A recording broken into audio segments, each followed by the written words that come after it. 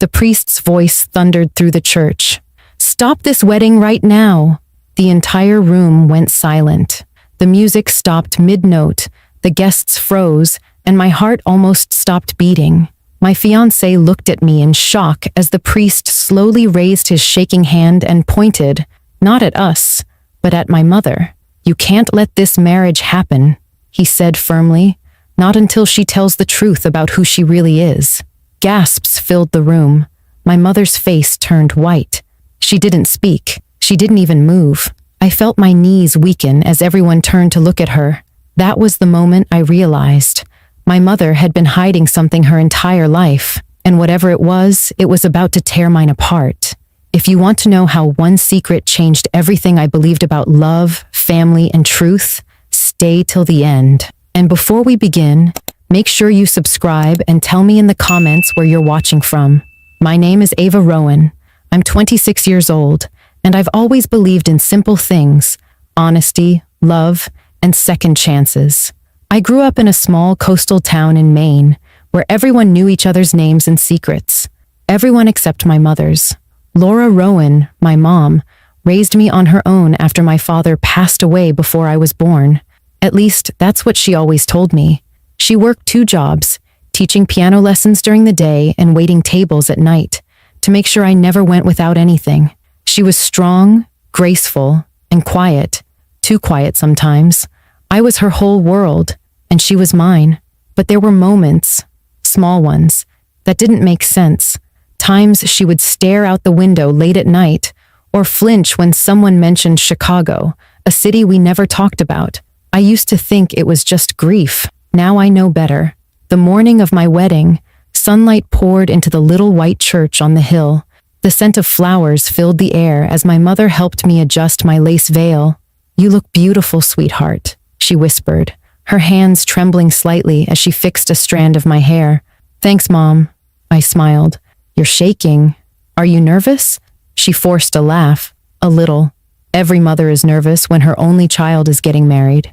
Standing across from me in the mirror was the woman who had been both my mother and my mystery. I had asked her so many times about my father, and each time she gave the same soft answer. Some stories hurt too much to tell, and I never pushed harder.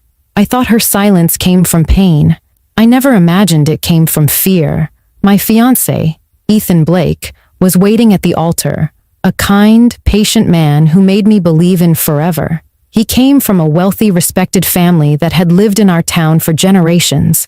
His parents adored me, and for the first time, my mother seemed genuinely happy about someone in my life. But as the ceremony was about to begin, she suddenly pulled me close. Her voice was low, almost trembling. "Ava, whatever happens today, promise me you'll remember that I love you more than anything." I smiled, brushing it off.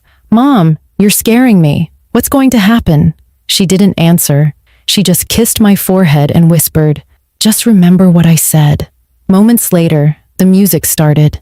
The church doors opened. I took a deep breath, my heart full of hope, and walked down the aisle toward Ethan.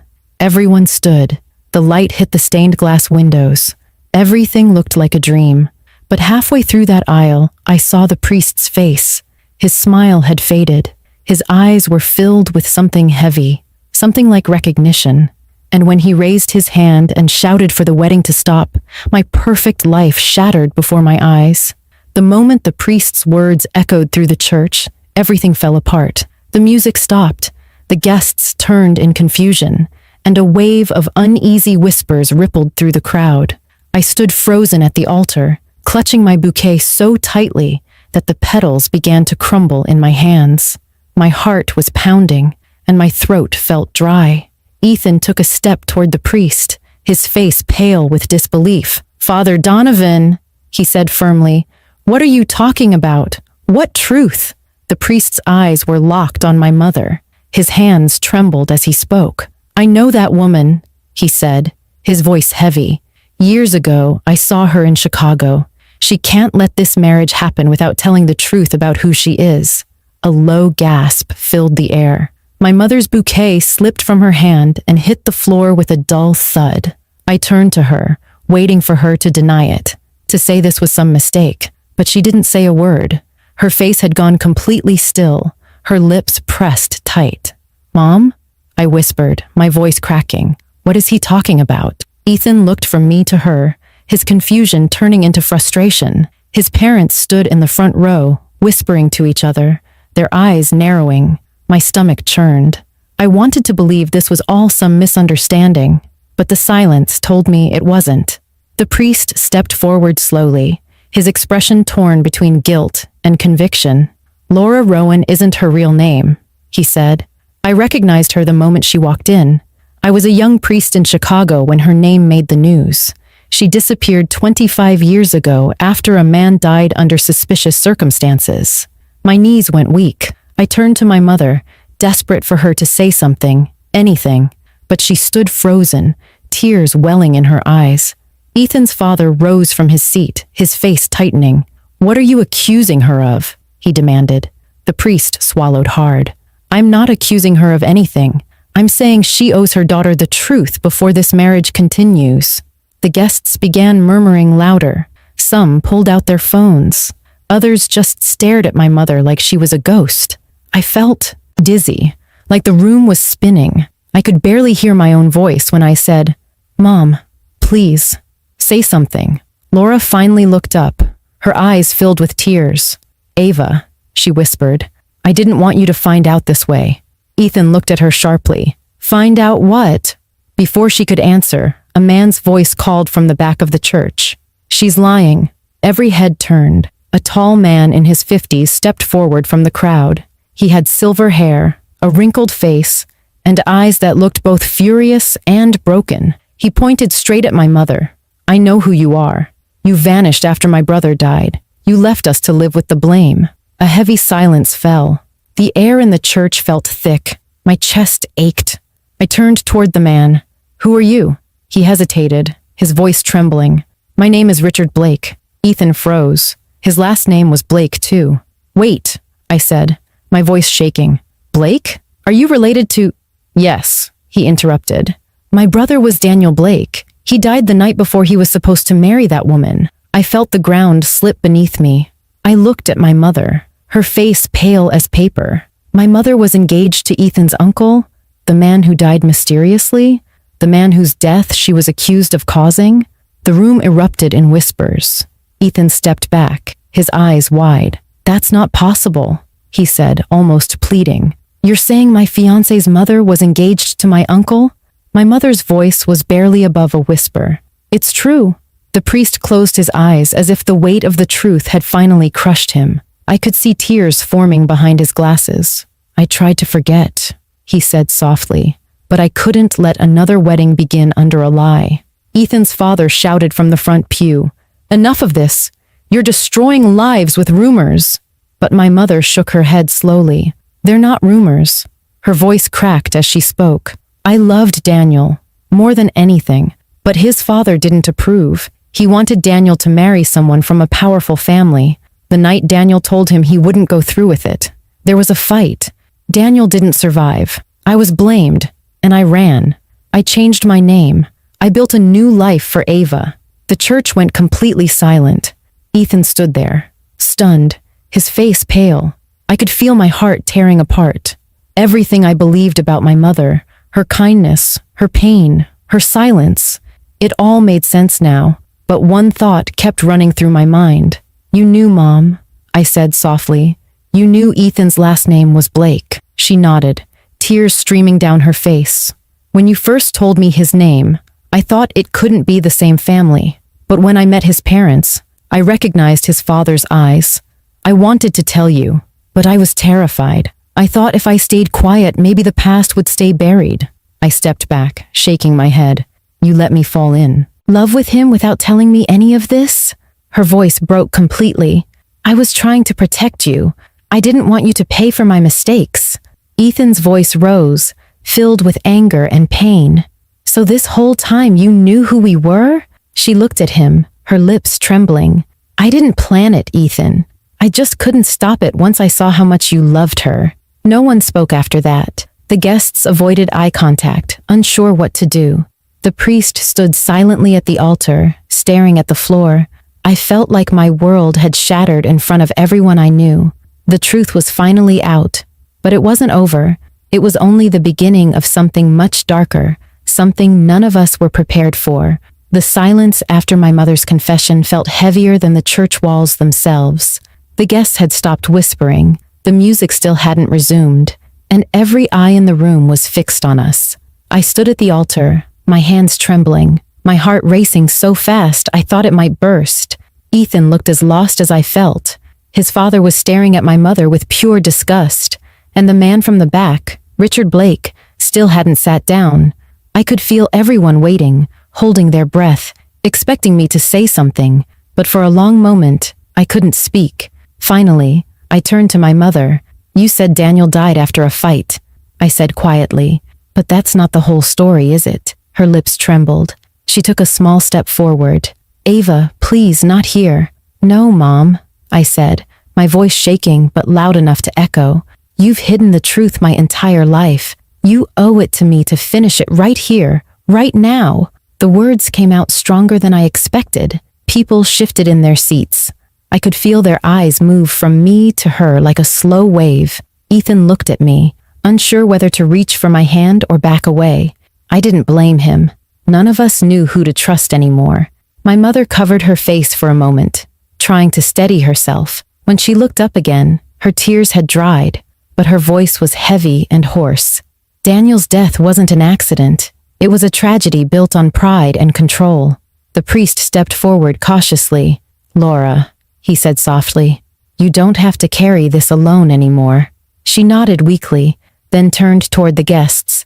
"Daniel and I wanted to get married," she said, "but his father refused to give his blessing. He said I wasn't good enough for their family. I was from a working-class home, and Daniel was his only son. He wanted a political marriage that would benefit the Blake name."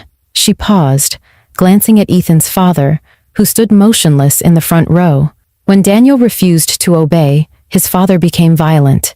Daniel went to confront him that night. I followed him because I was afraid something would happen. When I got there, I heard shouting, glass breaking, and then I found Daniel lying on the floor. His father called the police before I could speak. He said I pushed Daniel down the stairs. They believed him. I was 23 and terrified. I ran before they could arrest me. The guests gasped again, some covering their mouths in disbelief. Ethan's mother started crying quietly, while his father clenched his fists, staring at the ground. The man who had always been so composed, so dignified, suddenly looked like someone who had spent his life living a lie. I felt tears sting my eyes, but I couldn't cry. I was too numb. "So, all these years," I said softly, "you've been living under a false name, pretending that life never happened." She nodded. "I didn't want you to grow up as the daughter of a criminal. I wanted you to have a chance at happiness."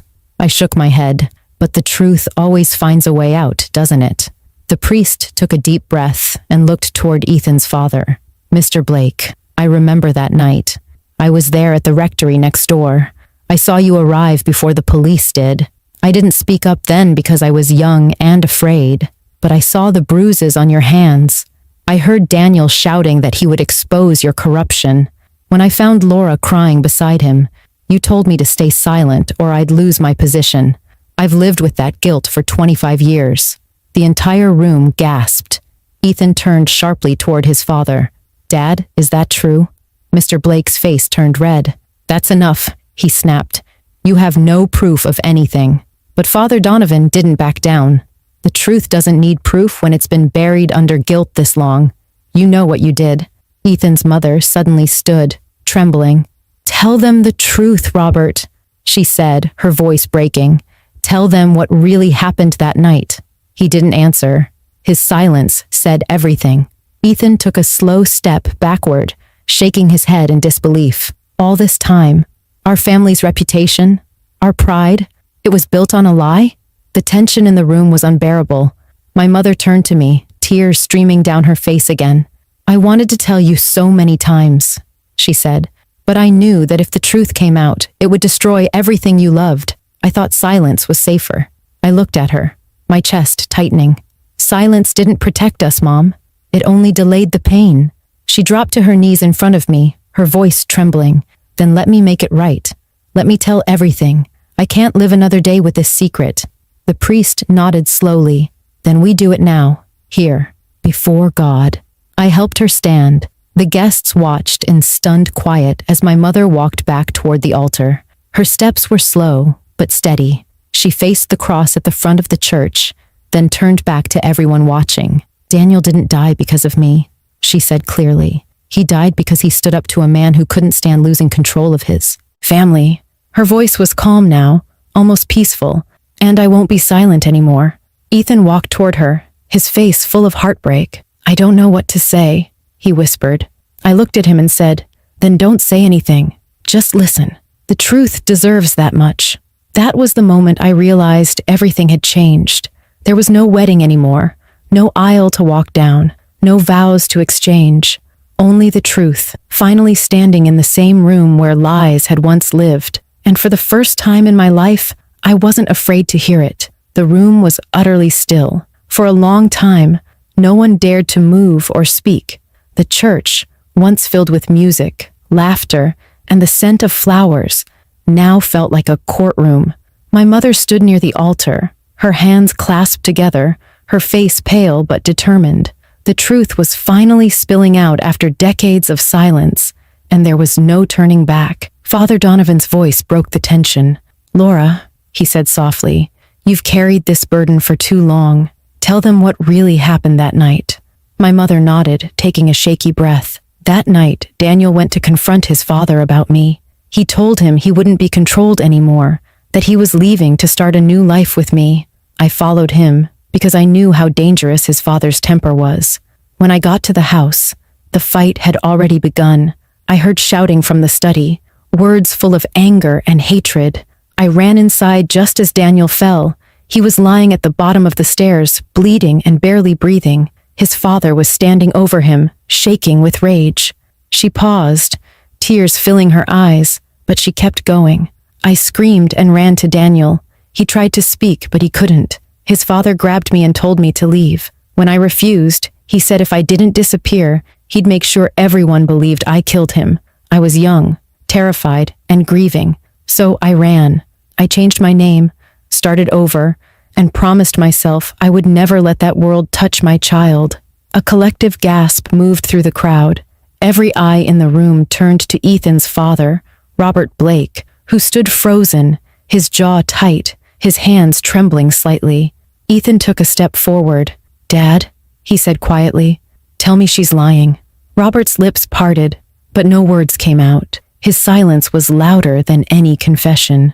Ethan's mother began to sob softly into her hands. Father Donovan looked straight at Robert. You remember what you told me that night, he said, his voice shaking. You told me Daniel's death was an accident, that it was an argument that went too far. You begged me not to tell the police what I saw, because it would destroy your family name.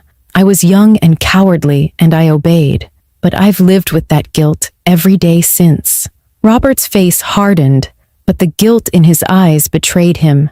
I did what I had to do, he finally said, his voice rough. Daniel lost control. He pushed me first. I didn't mean for him to fall. When it happened, I panicked. I thought no one would believe me, so I blamed her. A sharp murmur rippled through the church. Ethan stared at his father, disbelief twisting his face. You destroyed her life, he said, his voice breaking. You made her run. You made everyone think she was a murderer. Robert looked down, unable to meet his son's eyes. I thought it would protect the family, he said weakly. Everything I built was for you. Ethan shook his head. You didn't build anything. You just buried the truth and hoped it would stay there. I stood still, my heart breaking for both of them. For Ethan, realizing his family's wealth was built on lies, and for my mother, who had carried the blame all alone. My whole life I had admired her strength without knowing the pain it came from. Now I finally understood. My mother stepped forward, her voice calm. I didn't come here to destroy anyone. I just wanted my daughter to live free from the shadows I've lived in. But lies have a way of finding light, no matter how deep you bury them.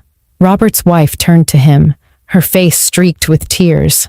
You let me live with that lie too, she whispered. I thought she was the villain. I hated her for years, and all this time, it was you. Robert tried to speak, but his voice failed him. He sank slowly into the pew, his hands covering his face. Father Donovan turned to the congregation. This woman was never guilty. I knew the truth back then, but I didn't have the courage to speak. Today, I will not make the same mistake. The church will stand with her, and so will I. The silence that followed was different this time. It wasn't fear, it was realization. Everyone in that room knew the story that had been whispered for decades was finally being rewritten. Ethan walked over to my mother. His voice was soft, full of regret.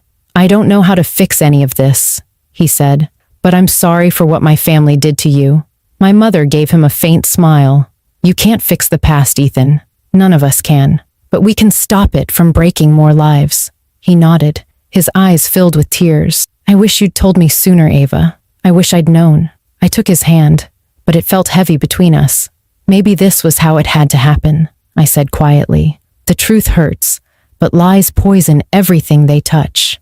The priest placed a gentle hand on my mother's shoulder. You are free now, Laura, he said kindly. Daniel's name will finally rest in peace, and yours can too. As my mother looked up at the cross, I saw something I hadn't seen in years.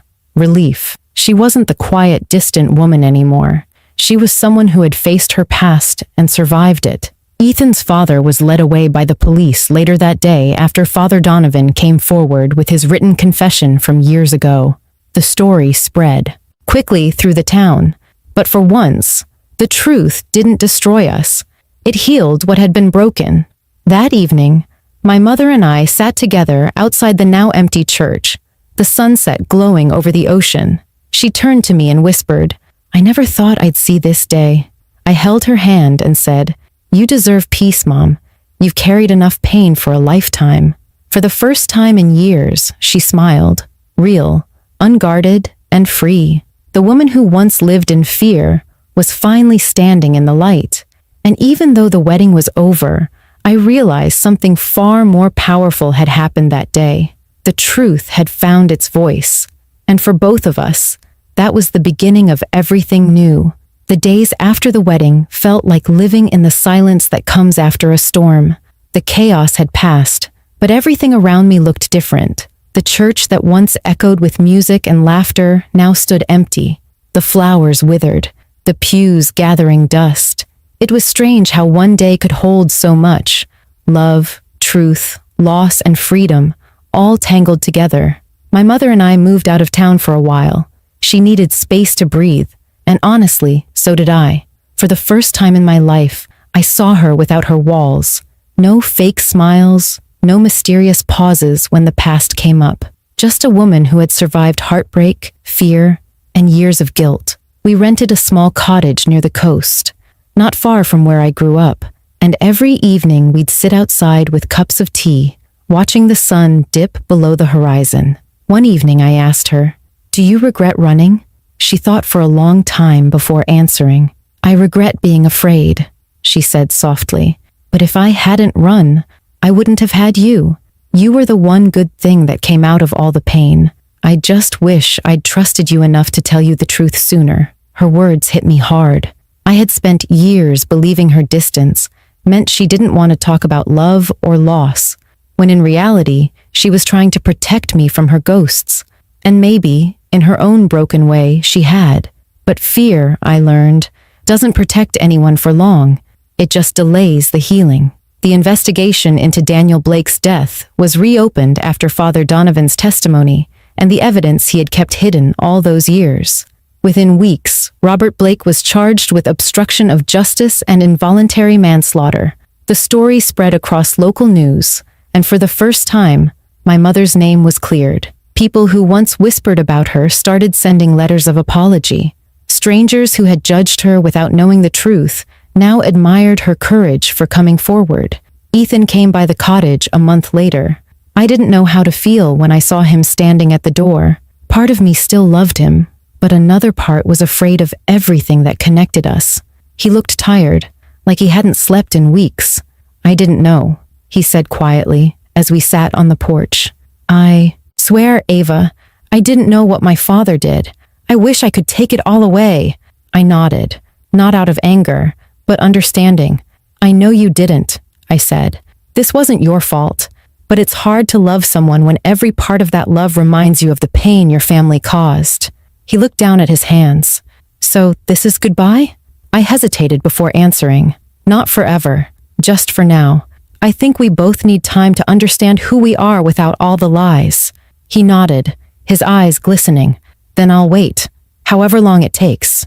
When he left, I felt both heavy and light, like losing something precious but gaining something truer in return. The part of me that once feared being alone was gone. For the first time, I felt grounded in who I was. Weeks turned into months. My mother started teaching piano again, and I began volunteering at a local youth center, helping kids who came from broken homes. I wanted them to understand that your past doesn't define your worth, that even the deepest scars can become stories of strength if you face them instead of running. One afternoon, while sorting through old boxes, my mother handed me a small envelope. Inside was a letter written in faded ink. It was from Daniel. The date was the day before he died. The letter said, "If anything happens to me, don't let fear control your life. Live it fully. Tell the truth, even when it hurts. Love is only real when it's honest."